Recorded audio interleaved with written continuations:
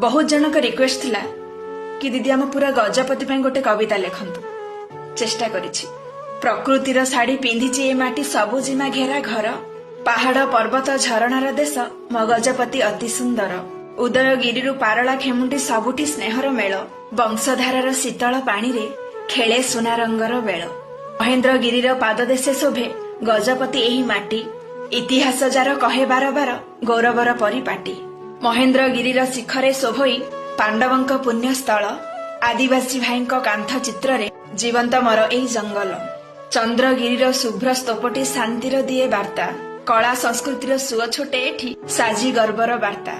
पारला महाराजांक शासन गाथा एमाटीर प्रति कोणे, कला और साहित्यर सुवास एठी भरी दिए श्रद्धा मने। वंशधरा नदी कुळु कुळु नादे गाई जाए तार गीत, गंडाहाती प्रपातर शीतल जल जिणी निए सभींक चित्त।